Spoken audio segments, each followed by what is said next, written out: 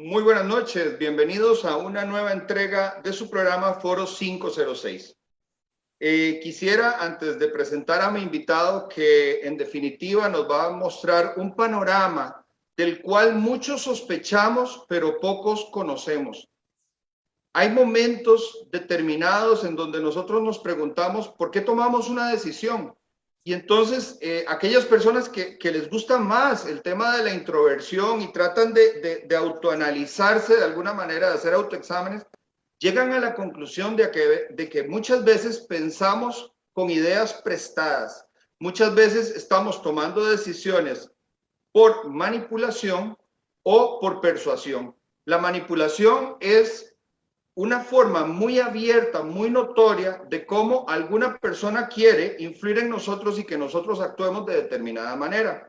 La persuasión es una forma muy blanda, muy disimulada. Nos cuesta muchísimo entender por qué estamos actuando de determinada manera. Ahora bien, hace algunos cientos de años, mucho tiempo, inclusive antes de Cristo, algún filósofo de la antigua Grecia, nos proponía la idea del mito de la caverna. Y entonces en el mito de la caverna nos dibujaba una fábula en la cual unos niños fueron criados dentro de una caverna, crecieron dentro de la caverna, y lo que ellos percibían como la realidad era simplemente la proyección de algunas sombras sobre una de las paredes. Y entonces ahí se recreaba una serie de momentos y una serie de datos, y eso era lo que ellos consumían como la realidad. Hoy en día nos enfrentamos a un tema más que complejo, y es que en medio de las medidas, las restricciones y toda la reacción que han tenido y todos los gobiernos del mundo, nos encontramos nuevamente en una caverna, nada más que esta vez la caverna es la sala de la casa o bien la pantalla del celular.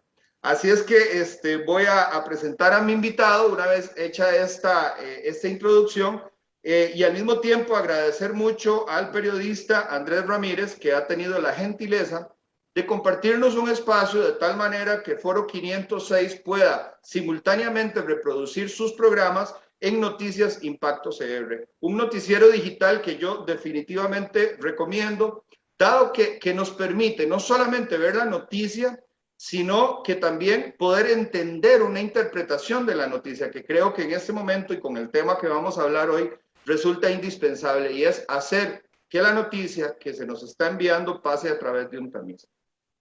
Doctor Vinicio Quiroz Brenes, buenas noches, ¿cómo se encuentra?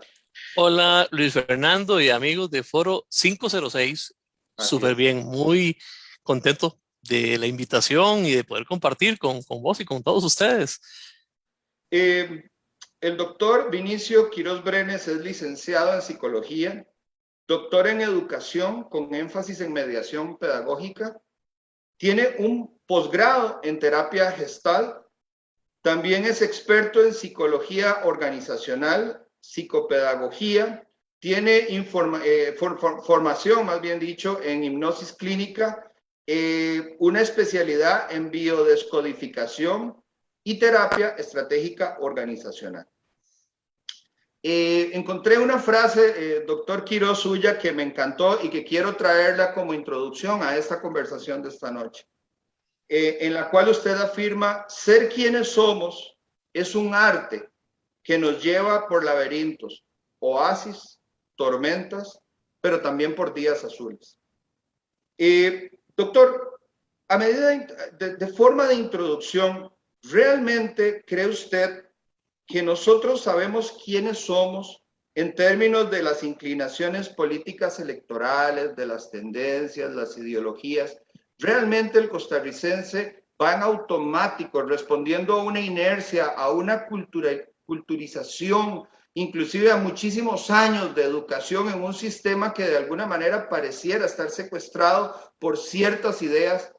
¿Estamos los costarricenses realmente tomando decisiones o estamos utilizando ideas prestadas para tomar esas decisiones? Ok, me encantaría, Luis Fernando, pensar que no estamos en automático. Me encantaría pensarlo con todo mi ser y con todo mi corazón.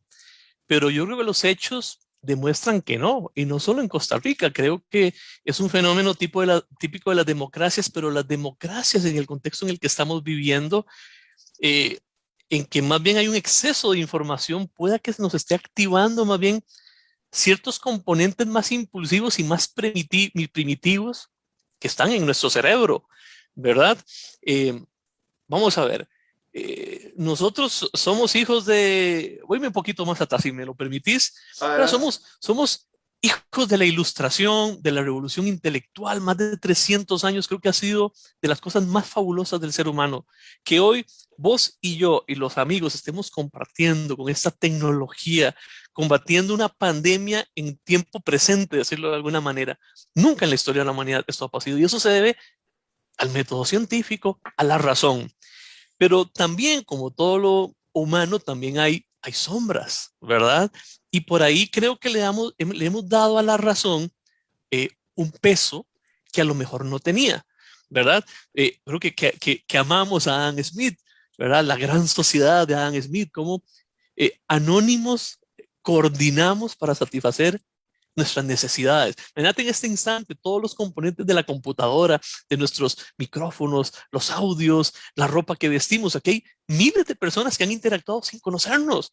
Wow. O sea, llegar a eso ha sido uno de los grandes logros de la humanidad. Hemos satisfecho necesidades, vivimos muy bien. Pero vamos a ver, la pregunta es si siempre tomamos decisiones, como dirían en la Ilustración Adam Smith, ¿somos racionales? ¿Reflexionamos? ¿Usamos nuestras zonas prefrontales o la corteza cerebral para tomar decisiones?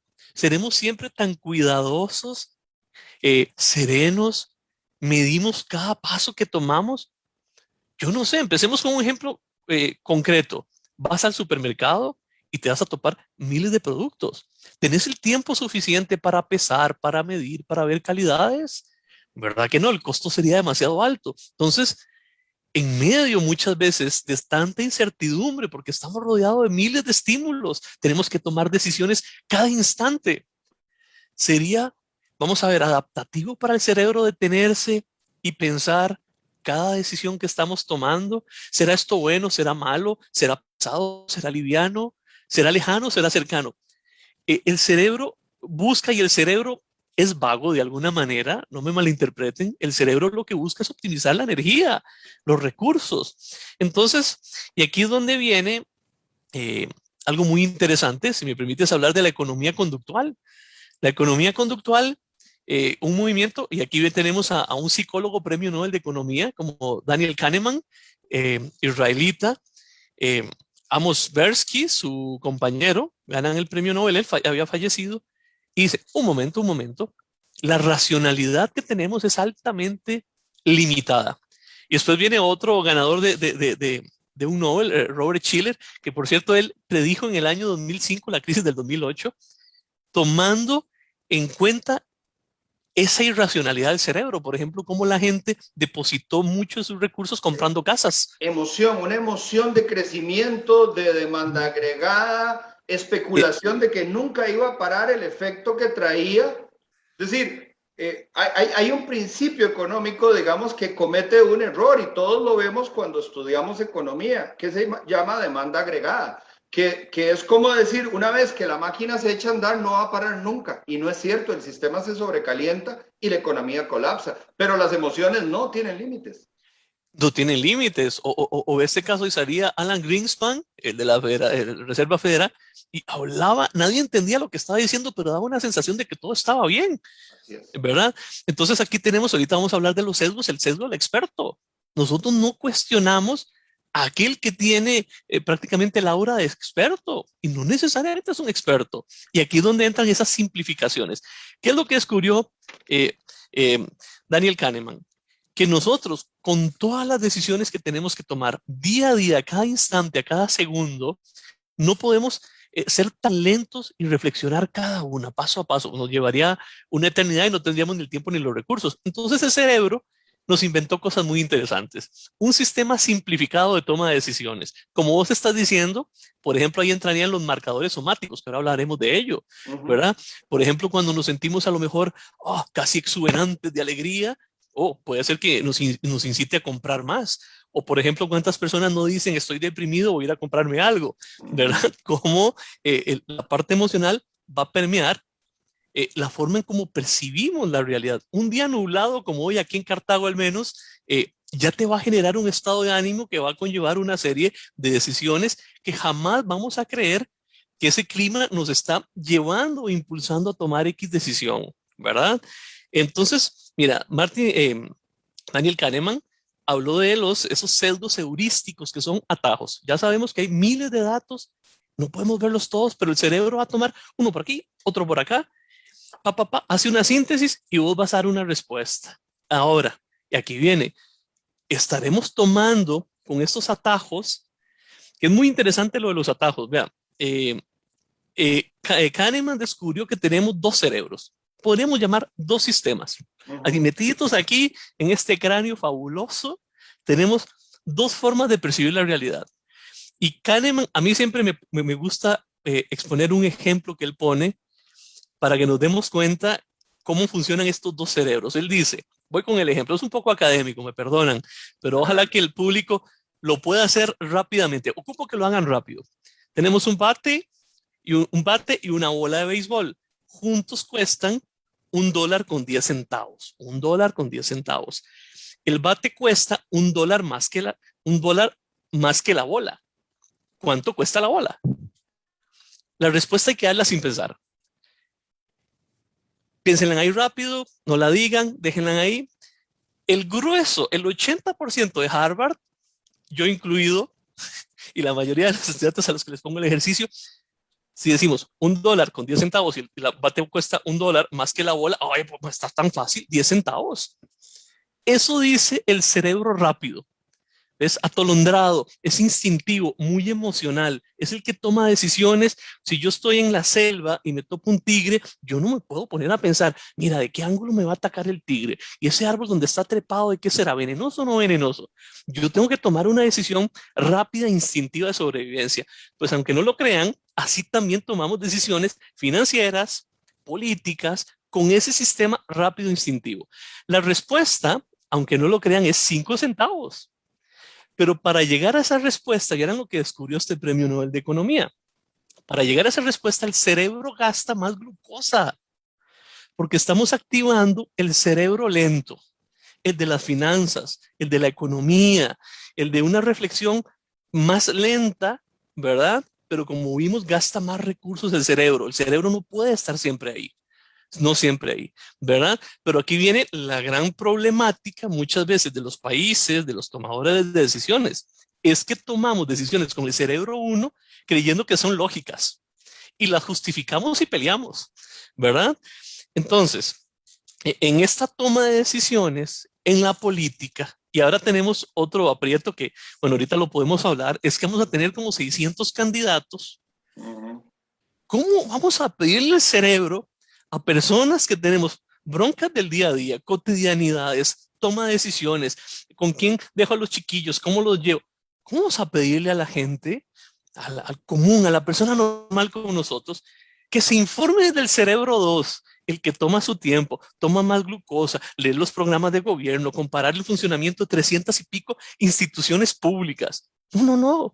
Quien va a tomar la decisión va a ser el cerebro 1, como vos decías ahora, con un montón incluso de la herencia ancestral que tenemos, ¿verdad? Instintiva. Y aquí es donde las sociedades colapsan, desgraciadamente, ¿verdad? Y no tomamos decisiones desde ese cachito de yo racional que tenemos, ¿verdad? Doctor Quiroz, un detalle muy importante. Este programa no solamente a mí me encanta por la novedad de temas a los cuales usted nos está llevando, que son la psicología política y la psicología económica. Por ejemplo, hay un factor muy determinante en términos de la economía que se llama el factor confianza. El factor confianza no tiene que ver con una, ¿cómo se dice? Una bóveda llena de dólares o de oro o un equipo de profesionales que los traemos del extranjero para que nos monten en Costa Rica una planta de Toyota. No.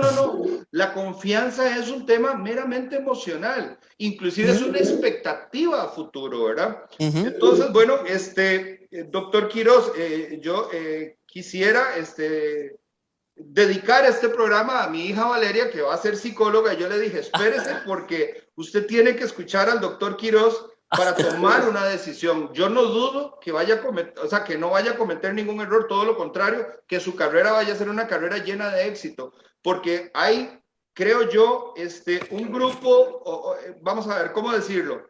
Hay personas que estudiaron psicología y se quedaron en un aspecto de la psicología, pero la psicología, al igual que muchas otras carreras, ha evolucionado y se ha ramificado a llegar inclusive a las neurociencias, en donde combinan conocimiento con ingenieros, con biotecnólogos, con neurocirujanos, y ahí se requiere un psicólogo para entender las reacciones, ¿verdad? Entonces, vamos a ver. Creo que un elemento que sería interesante para mapear esta primera introducción a la psicología política es: ¿cuáles cree usted, doctor, que son esos drivers, esos motivadores que nos mueven a tomar una decisión tan trascendental como, por ejemplo, ir a escoger entre esos 600 candidatos, dice usted, esa cantidad enorme de candidatos, de colores, de partidos, de banderas? Inclusive hay un elemento adicional, y es que hay tantos candidatos como tribus. Son tribus las que tenemos, pequeños grupos que quieren un elemento en particular. Entonces uno podría decir, ok, tenemos la tribu de los agricultores, que ellos solamente están interesados en el tema agro. Tenemos la tribu de los industriales, que ellos necesitan que les bajen el costo de la electricidad, que les faciliten la tramitología, que los dejen trabajar con cierta comodidad, que además el sistema bancario les facilite las condiciones crediticias. La industria requiere muchísimos recursos, ¿verdad? Tenés también el grupo de las personas que, bueno, que vienen con estas ideas de la diversidad, los grupos gay, los grupos lésbicos, los grupos feministas, la gente que quiere estatismo es una tribu, la gente que quiere todo lo contrario, que el Estado se reduzca para poder darle mayor libertad al resto de las personas. Entonces, en medio de todo este pandemonium, ¿verdad?, que tenemos en este escenario, este estadio nacional lleno de tantas expectativas, sueños, deseos y necesidades, ¿qué exactamente son los drivers? Ese motivador que hace que una persona se levante el domingo para ir a votar. Pero ojo, hay un tema muy importante. No ir a votar es también una acción. O sea, tanto votar es tomar una decisión, como no ir a votar es tomar una decisión también. De acuerdo con vos. Adelante, doctor. De acuerdo. No, y para tu hija, voy a hacer un preámbulo. Ustedes saben que la automatización pueda que aniquile el 50% de las carreras.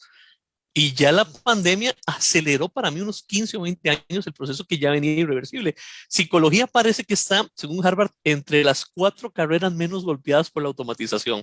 Un poquito para hablar bien de la psicología, que siempre no hay trabajo. Sí, siempre se ha dicho eso. Siempre se ha dicho, y como vos dijiste, se está pegando con todo. Cada vez más creo que la administración es ser más psicólogo, porque cada vez más ocupas innovación, creatividad, pasión en los equipos flexibles, ya las burocracias están desapareciendo. Coaching, todo eso. Tomar a una persona y potenciarla más todavía. Eso es. Entonces yo creo que el área está en un auge interesante.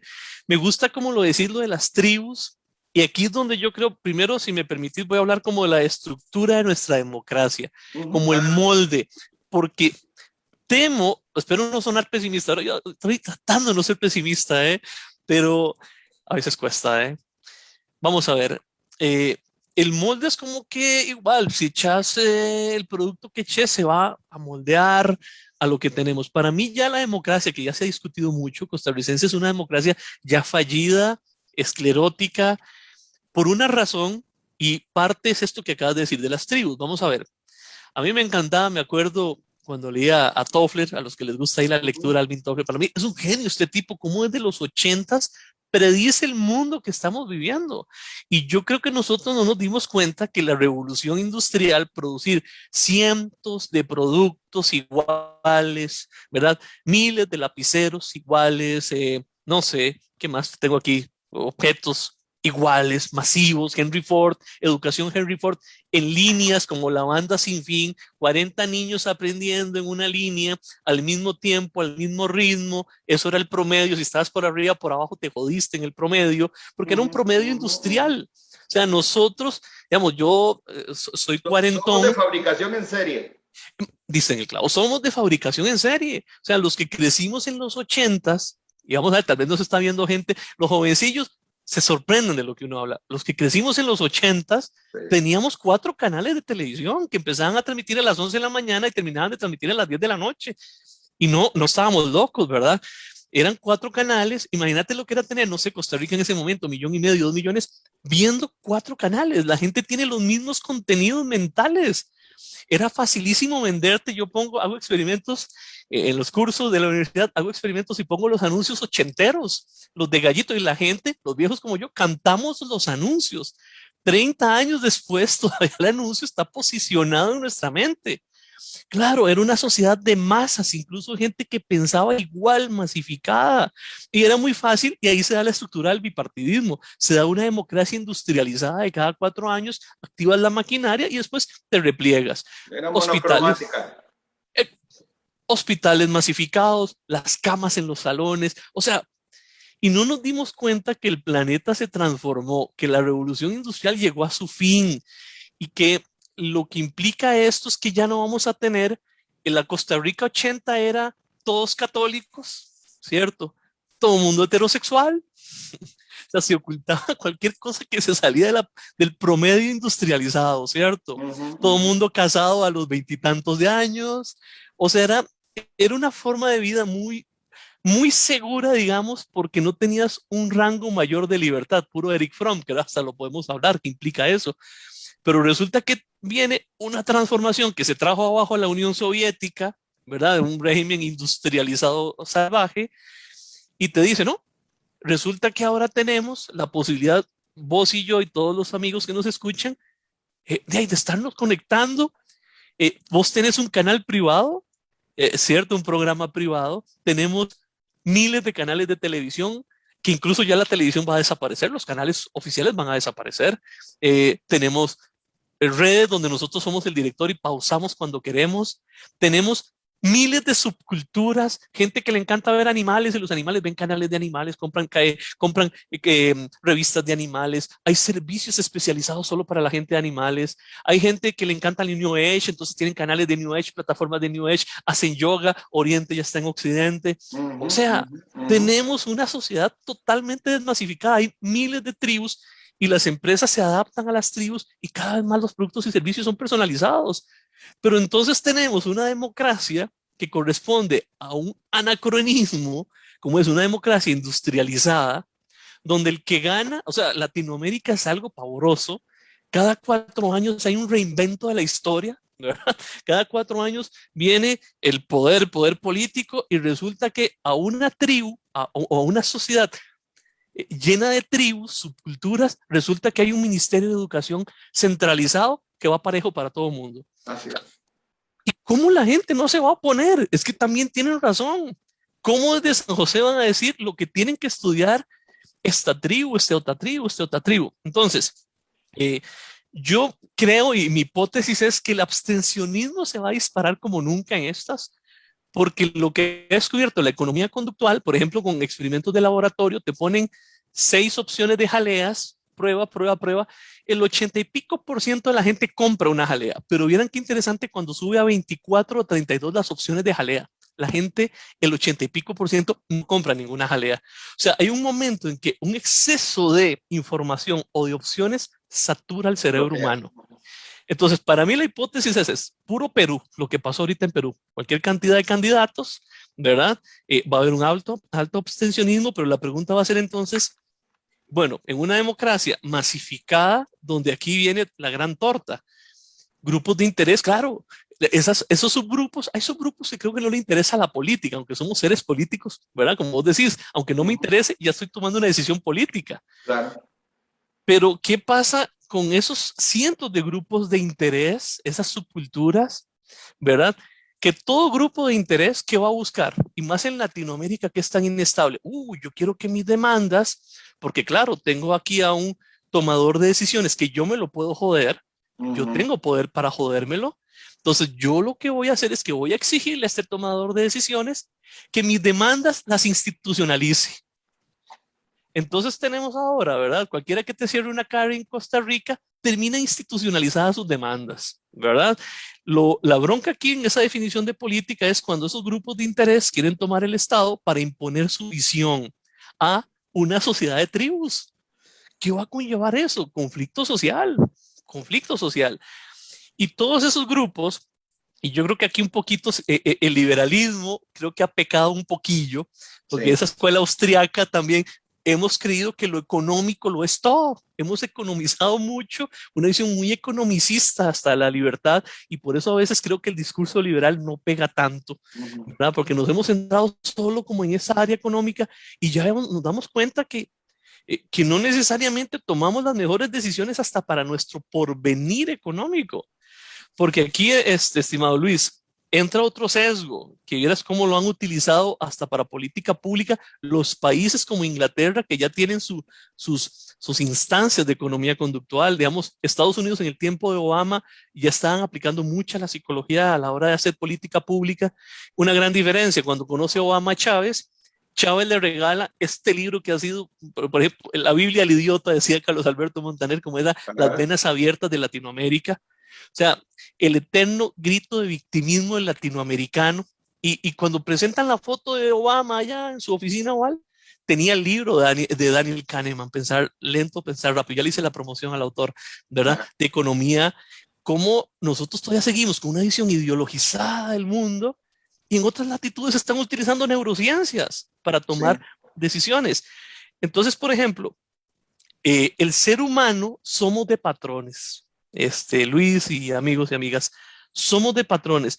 Por eso nosotros, por ejemplo, observás que hay parejas que son altamente disfuncionales, pero siguen en una relación caótica por años. Y esos patrones se entenderían como rutinas, digamos. Creamos un paradigma y nos quedamos atrapados ahí. Exactamente. Y claro, porque el cerebro, ve qué interesante cómo funciona el cerebro. Para el cerebro es mejor tener un patrón o una rutina automático que no me hace buscar nuevos patrones porque es un gasto de energía para el cerebro. Prefiero quedarme en un patrón conocido, aunque, ojo, ¿verdad? Vean cómo no somos racionales, aunque ese patrón me esté costando calidad de vida. Y uno dice, oye, pero ¿por qué no se separan? Dice tu cerebro lógico, pero cuando esa persona vive en ese patrón, ¿verdad? O cómo tomamos hoy patrones a nivel transgeneracional, familias endeudadas generación tras generación, como que estar endeudados es un patrón, ¿verdad? Marca familia fulano de tal, ¿verdad? Ahora, estos patrones, por eso uno tiene que tener mucho cuidado a la hora de tomar una decisión, porque ya una decisión se empieza a hacer una bola de nieve que se hace un patrón. Nosotros, por ejemplo, te voy a poner algo clínico para trasladarlo a política. Por ejemplo, ahora que con la pandemia se desataron los ataques de pánico, ¿verdad? Palpitaciones, sudoración, la persona piensa o que va a perder el control o se va a morir, ¿verdad? Entonces, en esa desesperación que sí, ¿verdad? Es una situación bastante incómoda, una solución intentada. El cliente, mi vida, a la esposa, lo que sea, mi vida ya me está dando, venir, rescatame. Y la persona, llega una persona a rescatar, ¡oh, ya, qué dicha! Pero esa solución intentada, si vos te das cuenta, lo que está haciendo es extender el patrón de ansiedad, porque la persona se siente bien al inicio, pero después interiormente dice, yo no puedo con esto solo. Entonces vean cómo incluso un patrón conlleva soluciones que intentamos una y otra vez, pero funcionaron en el pasado. O igual son fallidas, pero son conocidas. Entonces volvemos a caer en la trampa. Eso es, así funcionamos. Es extraño cómo funciona el cerebro, porque tal vez, Luis, con lo que decís, tal vez en un momento en mi historia funcionó esa respuesta ante una vicisitud que me presentó la vida, pero entonces queda instaurada como una respuesta beneficiosa en aquel momento, en aquella circunstancia y en aquel contexto. Pero entonces tengo el mismo problema y sigo haciendo la misma respuesta. Entonces se hace un sistema donde más bien lo que yo intento hacer para resolver un problema se vuelve el problema. lo engrosa, lo hace más grande. Lo que hay que hacer muchas veces es meter un miedo a esa solución intentada. Y en Costa Rica creo que la solución intentada como un patrón a los vicios del Estado es meterle más Estado. Claro, doctor, vea, yo nunca había escuchado una respuesta tan integral a esto que nos mueve por dentro, esos hilos invisibles que nos hacen de repente tomar una decisión. Yo tuve una experiencia muy particular ahora en las últimas votaciones de Liberación Nacional, de la precampaña, digamos, de Liberación Nacional, donde se elegía. Y entonces, mira, a mí me gusta, digamos, el acto del sufragio es algo que yo disfruto. Y entonces dije, nada, voy a ir, además de que tengo amistad con uno de los precandidatos, una persona que admiro, que quiero mucho, y entonces dije, nada, yo voy a darle el apoyo porque finalmente, si esta persona llegara al final, que no lo sé, pues por lo menos yo, o sea, me sentiría muy mal haberme quedado en la casa.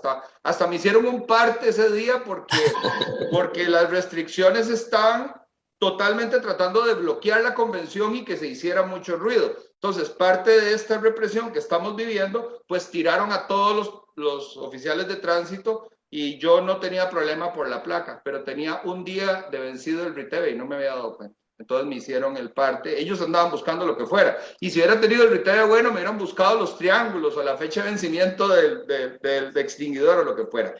Ahora bien, vamos a ver. Estamos una vez más enfocándonos a psicología política. Yo comentaba, digamos, que una de las herramientas que uno empieza a estudiar para poder entender en términos de la comunicación política y de la influencia que puedes tener desde el marketing político, es decir, en esta diseño que vos tratás de hacer, de comunicarle a una persona para generar la reacción de que se levante y tome la acción de ir a votar.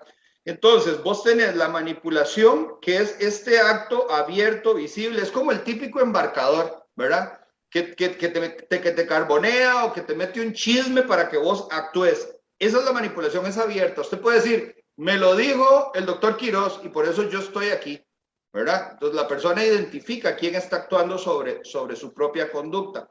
Pero por el otro lado, tenés la persuasión. La persuasión es muy sutil. Vos no sabes exactamente de dónde viene. Puede ser que tomaras un cachito de un noticiero, otro cachito de un periódico, otro cachito de un discurso. Hay que entender que, por ejemplo, ahora también hay unas figuras que se mueven a través de las redes que les llaman los influencers, ¿verdad? Los influenciadores. Entonces, vos tenés influenciadores que son personas que se dedican a eso, pero también tenés una persona, un líder de opinión, que de repente viene y dice, y entonces como es una figura, como usted decía, el sesgo del experto, entonces la persona dice, no, pero si lo dijo fulano, ¿verdad? Póngale la firma. Ahora bien, al lugar que quiero llegar con esta pregunta, doctor Quiroz, es, ¿somos los costarricenses presa de ingeniería política, de programación cognitiva a través de la persuasión, o sea, casi invisible? O inclusive ahora con este manejo de la pandemia en donde el Estado es dueño de tu cuerpo, de tu vehículo, de tus decisiones, de tu negocio, de qué hora abre, a qué horas tiene usted que estar encerrado en su casa, casi que qué tiene que ver, porque te daban una receta de contagios, de muertos, bueno, durante todo el día. Entonces, estamos siendo presas de ingeniería política, estamos siendo presas de programación cognitiva y estamos ahora entrando en la última etapa que sea biopolítica, en donde ya también el Estado prácticamente es dueño de que usted no pueda poner su cuerpo en una playa, no pueda poner su cuerpo en un parque, no pueda poner su cuerpo a hacer ejercicio. ¿Realmente cree usted, como un experto leyendo los signos de los tiempos, que esto, y además muchísimos años de un socialismo que hemos tenido en Costa Rica, ciertamente, que ha influenciado a través de la educación, nos están programando? Estamos pensando a través de la programación, inclusive de la propaganda, de estos comerciales, de los monopolios del Estado, diciendo orgullo de los costarricenses, el banco de los costarricenses, para que usted se sienta muy orgulloso de eso y sea usted mismo el que lo defienda. ¿Cree usted que están grabando en nuestra mente y están implantando ideas? Bueno, buena pregunta. Si veo esos tiempos, esos horizontes, tal vez con nubarrones.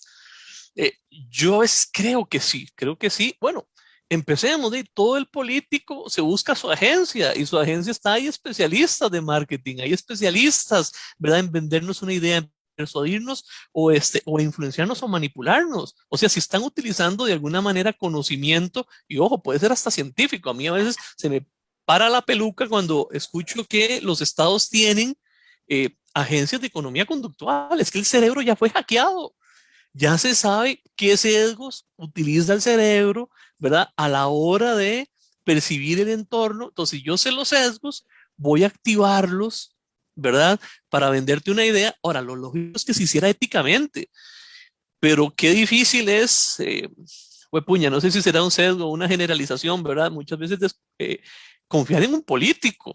Yo sé que estoy haciendo una generalización, desgraciadamente el lenguaje generaliza, pero no puedo hablar de todos los políticos, no los conozco. Uno ve, por ejemplo, ahora con todo esto, la influencia del Foro de Sao Paulo, de movimientos de izquierda, eh, yo, digamos, le seguía mucho el ritmo a las manifestaciones en Venezuela. Yo creía que ya el régimen iba a caer, ¿verdad? Para mí ya el régimen se sostenía, eran hilachas las que sostenían al régimen, la gente en las calles. Y mira, y aquí es donde vienen esos experimentos, por ejemplo, de lo que desarrolló Martin Seligman, la invalidez aprendida o la desesperanza aprendida, cómo ponían los perritos, ¿verdad? Les daban chuzazos eléctricos, es muy fuerte el experimento, los perros corren buscando una salida, ¿verdad? El perro quiere vivir, salir de ese estado negativo, doloroso, brincan, buscan, y de tanto intentarlo, llega un momento en que se sientan pasivas, se acuestan pasivamente a recibir el chuzazo eléctrico. Y si los cambian de celda con una puerta abierta y con una palanquita donde con solo accionarla se acaba la electricidad, siguen pasivamente esperando el chuzazo eléctrico, ¿verdad? Entonces, yo hoy en Venezuela, claro, estos tipos están trabajando desesperanza aprendida. Están haciendo que las personas pierdan esa vocación de sentirse dueña de su entorno. Yo creo que Costa Rica, lamentablemente, y si hay una alta tasa de abstencionismo, el mensaje puede ser que estemos en una desesperanza aprendida. Yo a veces siento una desesperanza, un exceso de pesimismo, y la pregunta es, ¿cómo llegamos a esto? ¿Fue planeado o no? Yo creo que hay algo planeado, de si lo vemos, vamos a ver, desde la revolución del 48, cambiamos de modelo, ¿verdad? No estoy diciendo que el estatismo no existía, pero cuando uno ve cómo aumentan las instituciones desde la revolución del 48 para acá, desde los 90 para acá, ¿verdad? Eh, Vamos a ver, ¿qué nos quitó eso? ¿Cómo nos manipulan? Como vos decís, los seres humanos somos mamíferos. Los mamíferos nos encanta estar en grupo. Tenemos neuronas espejo. Si vos, Luis, bostezás, yo bostezo. Es decir, y aquí hasta el clima organizacional en una empresa son neuronas espejo. Es la emoción promedio que se tiene en una organización. Hasta uno lo siente. Entras a una empresa, si todo el mundo está ahuevado, te llega como la oleada de ahuevamiento, ¿no? Si es una empresa feliz, sentís el clima. Y lo interesante es que los líderes, ve cómo funciona el cerebro, los líderes imprimen cuál va a ser la emoción del grupo. O sea, los líderes siempre son muy importantes para determinar el estado de ánimo. Uno lo ve, vamos, ejemplo futbolero. Por ejemplo, a Messi se le cuestiona que no es un líder. Cuando el equipo está caído, Messi se cae, vuelve a ver para abajo. Ha sido una de las críticas, por ejemplo, para dar un ejemplo del fútbol, ¿verdad? Hay líderes políticos que han inspirado, por ejemplo, el discurso de Churchill, ¿no? Para que aceptaran ir a la guerra contra los nazis cuando incluso tenían los números en su contra. Cómo hay discursos, claro, son botones emocionales que estás activando al gregario que llevamos, al necesitado del calor del Estado, lo diría Nietzsche, ¿no? Todos ocupamos del amor, de la comprensión, sentirnos queridos, amados, pertenecer. Pertenecer. Por eso el exilio siempre era el peor castigo, ¿no? En la edad antigua, sos exiliado, nadie hablará más de ti, tu nombre era como un aniquilamiento psicológico, ¿verdad? Existías, pero ya no estabas en la memoria de nadie, ¿verdad? O sea, era muy duro ese castigo psicológico. Entonces todos queremos pertenecer y nos inventamos historias para generar una cohesión que nos haga pertenecer, ¿no? Entonces, claro, aquí es donde se aprovechan esos grupos de interés, los gobernantes, ¿verdad? Hacen una coalición y nos empiezan a vender historias obviamente caladas en el sistema educativo, centralizado, donde uno lo ve en el sistema educativo, mira, y aquí viene otro de los sesgos. Por ejemplo, creo que hay gobernantes, por ejemplo, para mí Abel Pacheco tenía una inteligencia lingüística bárbara, ¿verdad? Pero Abel Pacheco te salía con un dicho, era muy horizontal, era de los nuestros. Al inconsciente le encanta lo igual. Era uno de los nuestros, ¿verdad? El pachuquerillo, que a lo mejor decía algo gracioso, eso ya atrae al inconsciente. Como decís, ahí va una manipulación consciente o no, no lo sé, ¿verdad? Pero, por ejemplo, mira, pensemos en la educación en Costa Rica. ¿Cuándo has visto una huelga, por ejemplo, para que los programas de estudio sean más pertinentes, ¿sí? Más audaces, más acoplados a esta tercera ola, la era del conocimiento con habilidades blandas? Yo nunca he visto una huelga de estas. Las huelgas, las únicas que he visto, es para más renta. Los grupos organizados quieren más renta.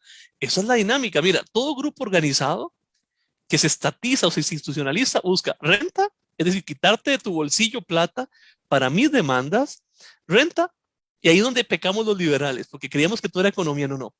Los seres humanos y los grupos buscamos renta, poder y estatus. Renta, poder y estatus. Nos encanta tener estatus aunque no estemos ganando bien. Que nos vea el clan, que nos vean que hemos crecido, ¿no? Entonces vos ves los grupos organizados, claro, y a lo mejor la clase media, media alta, que es la que más tributa, digamos, la que más contribuye a la renta de esos grupos, tiene a sus hijos en escuelas privadas. Entonces, la persona que siente que el político le está dando, el Estado le está dando educación, se siente en falta, en deuda. Oye, me la están dando, ¿cómo yo voy a reclamar si me la están regalando? Entonces, ves, el que tendría más músculo político, que es esa clase media, media alta, no está organizado. Y la persona que recibe, que siente que es una regalía, jamás va a poder reclamar. Entonces, ¿quién se aprovecha? Los grupos de interés. Los grupos de interés son los que modifican los programas. Entonces, ¿qué estamos? Vicioso, claro. Es un círculo vicioso donde estos grupos de interés. Entonces, ¿qué pasa? ¿Cuáles son? A mí el concepto de felicidad me encanta. Y ahorita mi obsesión, Luis y amigos y amigas, es ver instituciones, veamos la verdad, ese concepto austriaco de conductas espontáneas que fueron útiles y se van quedando como un patrón, pero hay patrones positivos. La cultura Disney, por ejemplo. Bueno, la cultura Disney sería como una institución informal, por decirlo de alguna manera. Hay instituciones informales, por ejemplo, hola, buenos días, ¿con quién desea hablar? Eso es una institución, ¿me entiendes? Se repitió tanto que se instaura como un patrón. Hay patrones efectivos, yo creo. ¿Verdad? O por ejemplo, una señora mayor, el carro pase señora, y vos le dices al otro carro que pare. Eso es una institución. Yo hoy creo que incluso más el éxito económico de un país depende más de la calidad de las instituciones formales e informales, ¿verdad? ¿Por qué son más exitosos los suecos, los daneses, los suizos que los latinoamericanos? Es por la calidad de las instituciones, porque décadas y centurias de ejercicio espontáneo va generando pautas exitosas, formas de ver el mundo exitoso y, como vos decías, narrativas, formas de interpretarme la realidad que me va a generar un mayor beneficio y felicidad. Y si vos ves cuál es el futuro, si vemos aquí un poco con lo de las influencias, la manipulación, ¿verdad? Vemos que hay una democracia que para mí es una partidocracia. Yo no oigo ningún partido político decir, mira, vamos a cambiar la forma de escoger los diputados. No. Son por listas, ¿verdad? Por listas. Mira, yo no sé ni el nombre ahorita del diputado del PAC por Cartago. Por ejemplo, yo no me acuerdo el nombre de este señor, man. Entonces, ¿qué tienen los países más exitosos? O sea, donde la sociedad civil, vos, yo, los amigos y amigas, nos organizamos espontáneamente para influenciar al tomador de decisiones. Pero esa autoorganización no implica institucionalizarse para pedir presupuesto, poder y estatus.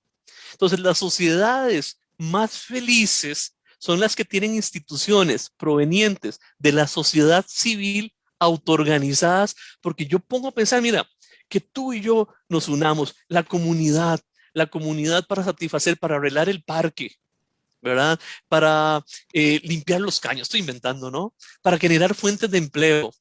¿Qué tiene esa población? Uno, los políticos son cercanos a ellos. Entonces el político le responde a esa comunidad organizada y no al partido que lo puso en la lista de primer lugar. Entonces, ¿qué genera eso? Imagínate, genera vínculos, genera que soy dueño de manejar mi entorno. En experimentos que se han hecho con adultos mayores, fue muy interesante, en un centro diurno, los adultos mayores no hacían nada, las matas, los cuidadores ponían las matas, cómo se vestían, les decían qué comían, eran seres pasivos. En otro centro diurno era muy interesante porque ellos escogían las matas, la decoración, la ropa, el menú lo escogían. Mira, los años de vida de uno u otro son exponenciales cuando usted se siente dueño de sí mismo, lo que decías, dueño de ti mismo, dueño de tu entorno. Yo hoy creo con 360 y pico instituciones, con una democracia en que está el Estado y la sociedad civil. Yo no puedo influenciar a los tomadores de decisiones. No tengo ni el tiempo ni los recursos. ¿Cómo yo voy a averiguar el funcionamiento de 300 y pico instituciones? ¿Qué hacen las sociedades más avanzadas, más felices y más prósperas? La decisión está más cercana a nosotros. Son sociedades pequeñas, los pequeños estados, o las decisiones las toma más la comunidad, no un político centralizado, porque el político centralizado tiene todo el poder, la maquinaria, el sistema educativo, tiene acceso a los medios. Vemos que ahora los medios están a punto de quebrar y quien les pauta es el Estado. Entonces, claro, yo le voy a vender las narrativas del Estado. Entonces ahora, y tras de eso, saco esa necesidad de grupo, de pertenecer, entonces mensajes emotivos, la Costa Rica linda y amada, el ICES de todos, el la bicentenario. caja, el bicentenario. Entonces, claro, nos están estipando botoncitos emocionales que lo que hacen es, en el fondo, sostener los grupos de interés que obviamente expolian el esfuerzo de muchos que no tienen músculo político para influenciar al tomador de decisiones. Claro. Ahora, doctor, cuando yo llevaba mis cursos de marketing político, bueno, también me correspondió llevar como 3 cursos de psicología del comportamiento del consumidor. Pero era aquello, o sea, realmente muy primitivo hace muchos años, y en aquel momento, pues básicamente uno entendía, por ejemplo, que los colores que se utilizaban en determinado negocio podían, por ejemplo, imprimirte una dosis de confianza. Entonces, el azul oscuro es muy señorial, se utiliza en los bancos, en las finanzas, en los centros de bolsa, de inversiones, en las aerolíneas, por ejemplo. Es un color muy señorial y entonces vos decís, bueno, voy tranquilo, ¿verdad? Y es muy particular verlo en este tipo de instituciones. El color rojo con el amarillo, que no tiene nada que ver con el pack, tiene la habilidad de despertar el hambre, ¿verdad? Entonces, por eso vemos en muchos logotipos de comidas rápidas la combinación del rojo y del amarillo. Aunque pareciera que el partido de rojo-amarillo también provoca hambre en Costa Rica. Ahora bien, digamos ya en un poco más avanzado el tiempo, en una evolución del conocimiento, cada vez, como usted decía, se está empezando a mapear, se está empezando a conocer la funcionalidad del cerebro, porque han logrado a través de la tecnología ver la reacción eléctrica o electroquímica del cerebro ante determinados estímulos. Yo sé que todavía falta muchísimo por descubrir, pero por lo menos han mapeado, digamos, que el ser humano, en cuanto toma una decisión, sea casarse o ponerse a dieta o entrar al gimnasio o ir a votar por un candidato o comprar determinada marca de vehículo o comprarse un pantalón que se ve muy juvenil cuando ya tenemos 55, 60 años para tratar de enfocar a la juventud. Digamos que de alguna manera hoy en día los sistemas de marketing y de comunicación, sea comercial o sea política, que básicamente tienen muy pocas diferencias, le hablan a 3 cerebros. Entonces, tenemos un cerebro neocórtex, que es ese cerebro racional, y se dice que en este cerebro racional tenemos el 5% de las decisiones nada más. O sea, nosotros realmente a través de la lógica no tomamos decisiones. Tenemos un cerebro límbico que ocupa algo así como el 70% de todo el espacio dentro de ese cráneo precioso que usted dice, que es el cerebro emocional, el emotivo, ¿verdad? Que responde a muchísimos elementos. Por ejemplo, usted decía, los seres humanos somos mamíferos. Dicho de otra manera, somos gregarios. O sea, vamos en rebaño. Por eso el cuento de la inmunidad del rebaño, pues no es un elemento que se escape mucho de nuestra biología. Y por último, tenemos un cerebro que influencia entre el 10 y el 15%, que es el cerebro reptiliano. Este básicamente responde a los estímulos de supervivencia, ¿verdad? Alguien me comentaba, por cierto, una persona que estudiaba psicología me decía, ¿usted sabe por qué razón cuando una persona, hombre o mujer, se toma unos tragos, o una de dos, o se pone más peleón, o se pone más galán a tratar de seducir y todo? Y decía, claro, porque es que en el momento en el que el licor entra, adormece el córtex, adormece el sistema límbico y pasa al sistema más primitivo, al sistema reptiliano, y la supervivencia pasa o por defenderse, o por huir, o por el sexo también, que es un instinto de supervivencia. Entonces, considerando que esto lo sé yo, lo sabe usted, y bueno, ahora lo estamos compartiendo con la audiencia, evidentemente lo tienen que tener muy bien calculado, muy bien calibrado las personas que están en el poder, que no quieren irse del poder, y también aquellos que aspiran con llegar al poder. Entonces, si, por ejemplo, el cerebro emocional responde como al 80% de las decisiones que se toman, 80-85%, en medio de esta situación que estamos viviendo de cara a las próximas elecciones, ¿cree usted que los mensajes políticos vayan a la razón, como el tema económico? ¿Le hablen al desempleo y al hambre como el tema reptiliano? ¿O otra vez nos van a volver a encantar con cantos de sirena, a las emociones, los nacionalismos? Por ejemplo, noté algo muy interesante, y es que esta semana se dijo que el ICE ahora sí va a bajar las tarifas. Entonces, es que el ICE va a bajar las tarifas, pero ya casi estamos en periodo electoral. Entonces, es un cariñito que el gobierno le va a dar a las personas, y las personas muy agradecidas podrían quedar programadas para volver a apoyar al partido de gobierno. Ese y otros obsequios. ¿Cómo cree usted que se vaya a desenvolver las próximas elecciones en medio de tanta oferta también? Sí, buena pregunta, y podríamos verlo desde las encuestas. Las encuestas obviamente son instrumentos de un momento, una fotografía, y con un ser humano que ya no es leal a ninguna marca. Ya no somos leales a las marcas como en los 80s, no, a la Gallito. Ya hoy no hay, creo que ya la política varió, igual como varió en el mundo del comercio. Nadie es leal a una marca, yo cambio la marca que yo quiera, así es a la política, ¿verdad? Entonces o sea, el PAC, voy a decir porfa que no suene maquiavélico, pero el PAC lo ha salvado de los desastres naturales. O sea, ¿se acuerdan el cementazo? Si vos ves las encuestas, ¿cómo estaba Luis Guillermo Solís? Estaba por el suelo. Y resulta que viene el huracán, este último, que fue bastante fuerte, ver al tipo con su camiseta militar metido, y resulta que se levantan las encuestas. Eso es emocionalidad.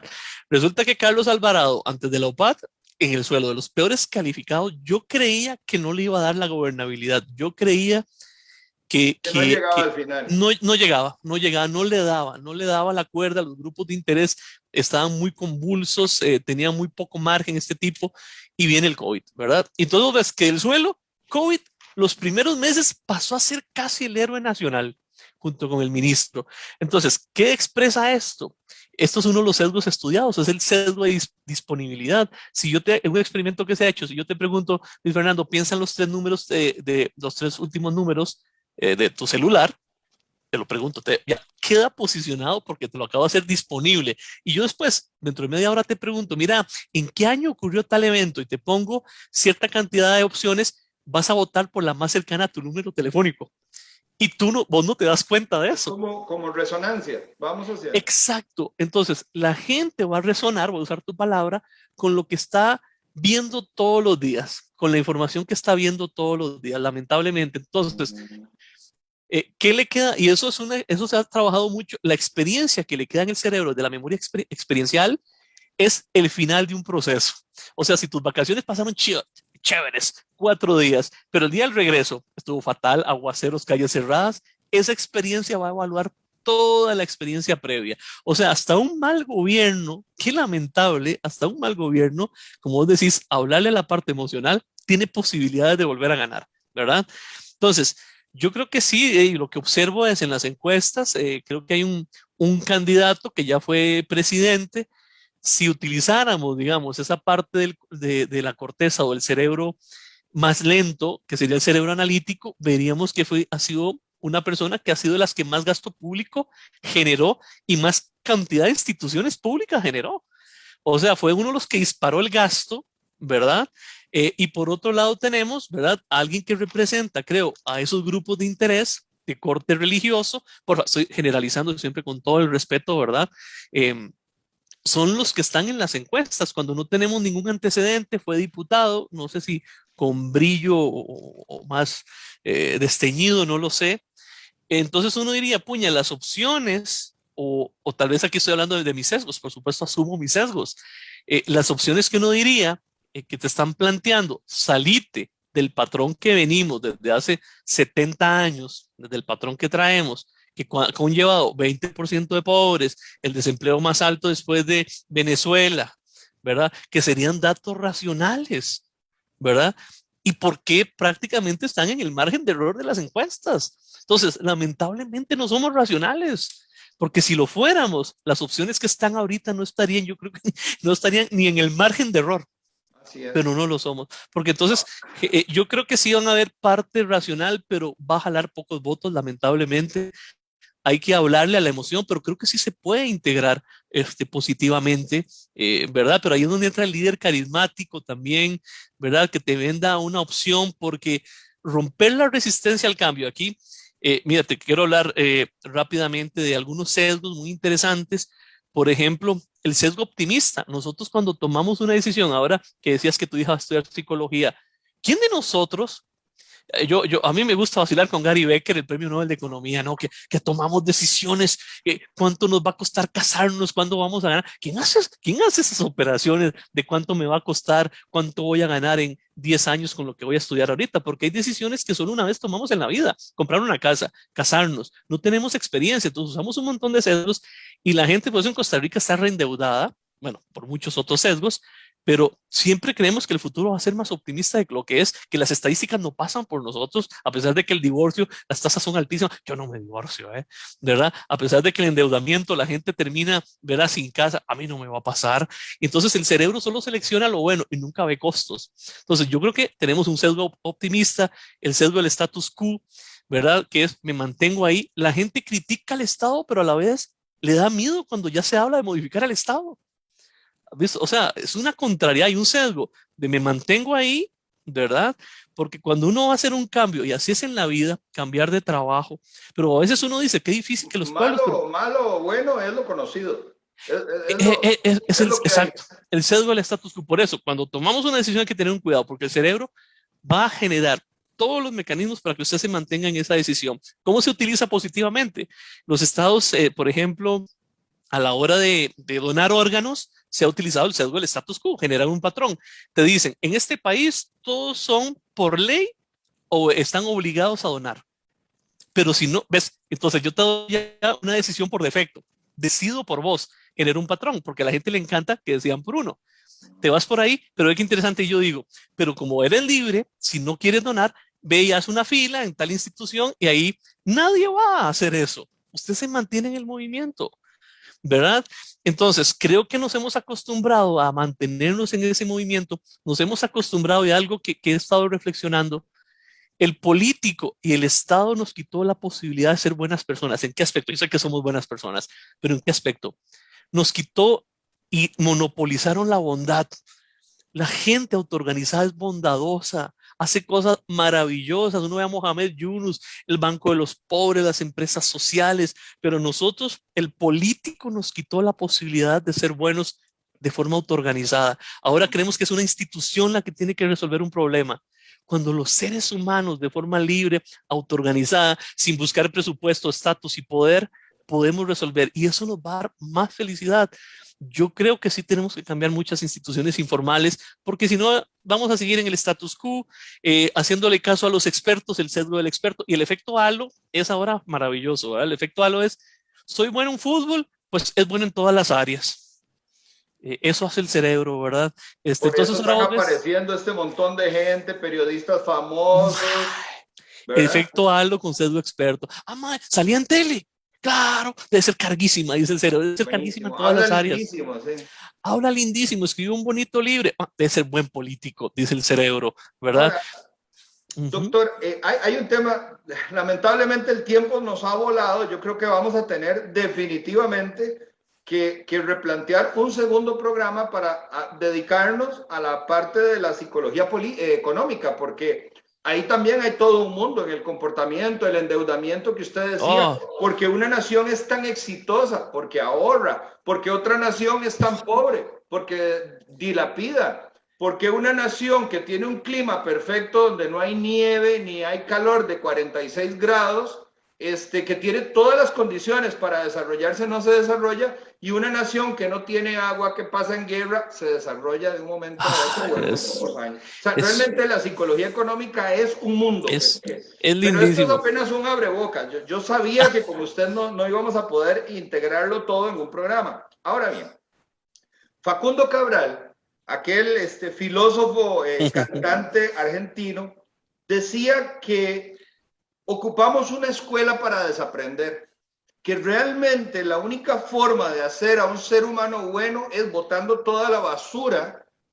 Bueno, hay cosas positivas, hay cosas negativas, pero ciertamente heredamos traumas, heredamos complejos, heredamos momentos en donde, por ejemplo, es muy del costarricense, vea, no diga eso, mejor no ofender, mejor quédese callado. Cuando nosotros venimos de una herencia española donde el español te dice en la cara las cosas, ¿verdad? Nosotros no, tenemos que ser muy obedientes, eso es una virtud, ¿verdad? Ser callado, ser obediente. Ahora bien, entonces, si tenemos que desprogramarnos, si tenemos que desaprender, le pregunto, si uno va, por ejemplo, a la psicología cognitiva conductual, que más o menos propugna la idea de que cambiar un pensamiento es cambiar la realidad, ¿verdad? Que podemos enfrentar un trauma, un dolor espantoso, simplemente con el hecho de que nuestra mente la logre, digamos, dimensionar, reenfocar, calibrar bien, y entonces cambias pensamiento, cambias el sufrimiento.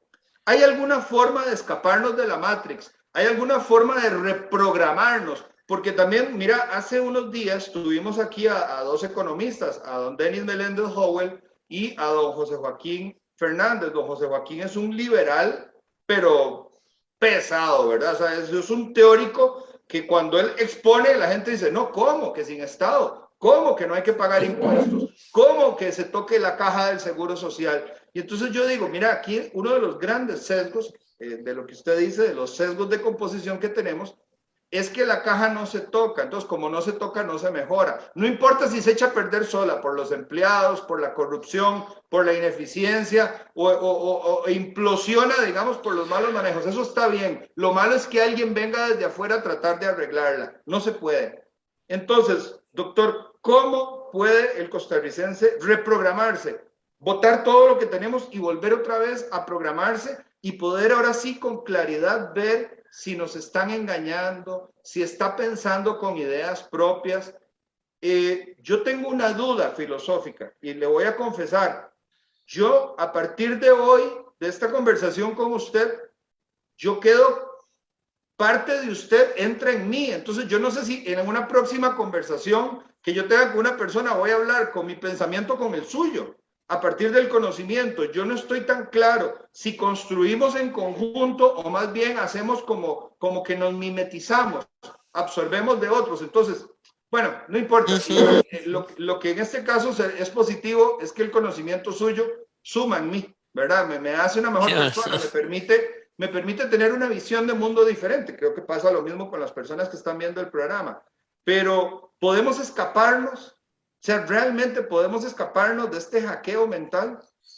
Ay, puña, déjame pensarlo, bueno, y agradecerte también y bueno, yo sé que es un espacio de entrevista, pero tenés toda la razón. Mira, ahí Paulo Freire, yo creo mucho en la educación desde el diálogo, donde no haya un ente vertical que te diga lo que tenés que pensar, que es la educación bancaria, que es la educación que hemos tenido, la iluminaria. Por eso el profesor, alumno, alumno significa sin lumno, luz, sin luz. Si alguien te dice alumno, mándelo al carajo. Al carajo. No sos desiluminado, pero como el educativo verticalizado es bancario, te deposito un saber muerto, poco apegado a tu realidad. Desde San José se determinan los programas de educación para Punta Arenas, para Guanacaste, para San Carlos, ¿verdad? Y entonces hemos hecho, y lo veo así, una ciudadanía desde el silencio bancario de un sistema verticalizado donde no hay diálogo, donde no compartimos experiencias porque el diálogo hace un exocerebro. Eso me encantó. Yo me llevo algo tuyo, tú te llevas algo mío, se amalgama con lo que tengo, genera una nueva idea, una nueva síntesis. Eso es creatividad. Ahora, preguntas, ¿podemos resetearnos? Yo creo que sí, sí podemos. Vos pusiste la terapia cognitivo-conductual y eso viene, aunque no lo creas, desde Sócrates y los estoicos. Todo es neutral, depende cómo el cerebro lo interprete. O sea, yo tengo que tener mi propio maestro. Cuando yo me digo, todo me sale mal, nadie me quiere, lo voy a hacer pésimo, voy a fallar. Eso es una interpretación y se hace una profecía autocumplidora. Por eso como país yo creo, como vos hablabas de la Eso que confianza, le han llamado los filósofos del efecto Pigmalión. el efecto Pigmalión, la realidad se transforma desde tu percepción, ¿verdad? Ahora, yo creo que tener estos espacios, yo creo que la revolución, mira, las personas que te van a ver, que a lo mejor lo comentan, hay un efecto mariposa, yo creo en el efecto de las pequeñas cosas, ¿verdad? Porque, mira, nos obsesionamos y aquí amo a los estoicos, ellos decían, ¿qué está en tus manos? Y ojo, porque a veces en la política, cuando sentimos que no controlamos a 360 instituciones, no controlamos a los políticos que toman decisiones por nosotros, nos sentimos, ¿verdad? Cero poder de influenciar el entorno. Pero los estoicos decían, ¿qué está en tus manos y qué no está en tus manos? Eso es lo primero que tenemos que ver para ser felices. ¿Qué si tienes poder para hacer algo y qué no? Y yo creo que sí tenemos poder, así como una mujer en los Estados Unidos, Rosa Parks, no se levantó de un asiento. Ya cientos de personas lo habían hecho antes, pero ¿por qué ella hace que, verdad, que se una con un abogado, hacen el Centro de Estudios de Desarrollo de Montgomery, que el primer director es Martin Luther King? O sea, se van dando desde lo que sí podemos hacer un efecto mariposa acumulado, una masa crítica acumulada que sí puede llevar un cambio. O sea, lo que primero tenemos que ver como costarricenses es que sí está en mis manos para cambiar mi entorno. Además, me va a generar más felicidad si yo puedo hacerlo. Entonces, tu programa, las personas que lo escuchan, los diálogos que se den, las reflexiones, o sea, sí interesarnos y romper ese cerco, esa brecha que hay entre los que toman decisiones y nosotros. O sea, sí tenemos poder, tenemos músculo para influenciar en la toma de decisiones, pero tenemos que empezar con lo inmediato a nosotros, porque si no, y además, viendo noticias todos los días negativas, lo que pasa en Afganistán, ¿no? Uno dice, "Oye, no puedo hacer nada". No, no, eso no es cierto. También hay que tener cuidado cómo filtramos hasta las noticias porque creemos que el mundo está peor de lo que está y no es cierto. Está mucho mejor de lo que creemos. Prácticamente se erradicó el hambre extrema en el mundo. En la Edad Media, por cada 10 personas habían 3 asesinatos. Hoy hay un asesinato por cada 100,000 personas. O sea, sí hemos crecido como humanidad, pero creemos que estamos peor porque sí, los medios de comunicación influencian bastante. Entonces, si tenemos diálogos, podemos apartarnos de los diálogos convencionales de la política, los diálogos, porque como vos decías, la Matrix o la caverna son diálogos, los diálogos habituales que tenemos. Hablar de fútbol, lindísimo. Ahora estaba con tu compañero hablando de fútbol, me apasiona y me encanta, pero la vida es más es más allá de hablar de la farándula. Creo que tomarnos el tiempo, ¿verdad? Para pensar también en el sesgo, porque no sé, tú me dices el tiempo, pero eh, ¿cómo se dice? La tasa de descuento, ese concepto económico, que es, vamos a ver, ¿a qué le doy más importancia, al presente o al futuro? Y pues puede ser otro tema, el endeudamiento es, siempre queremos satisfacer nuestras necesidades en el presente, en el momento, inmediatamente. Eso es de tercer mundo. Es de tercer mundo y es el camino al populista. El populismo es sacrifique el futuro por el presente. ¿Cierto? Y entonces, si tenemos ya este sesgo bien activo, hay que tener un gran cuidado como latinoamericanos de que esas voces de sirena del populismo, porque yo creo que es más fácil que a uno le digan, el Estado te va a dar un bono para una casa, el Estado te va a dar el bono salvavidas, yo qué sé qué, ¿verdad? Porque eso es a corto plazo. Tu cerebro dice, me encanta. Es como el neandertal que se encontró una plantación ahí espontánea de mangos, arrasa con los mangos el mismo día porque mañana no sabe si hay, pero nosotros ya no somos del paleolítico o del neolítico. Entonces, ve qué difícil con lo que decías vos, el político que te diga, va bono de vivienda, qué rico, mi cerebro dice, wow, ¿verdad? Pero el otro que te diga, mira, vamos a crear un espacio donde el Estado no va a intervenir, donde la espontaneidad de la gente se va a encargar de generar riqueza a 5 a 10 años, ¿Qué es más atractivo para el cerebro? El discurso populista. O sea, ese es el reto que tenemos como sociedad, ¿verdad?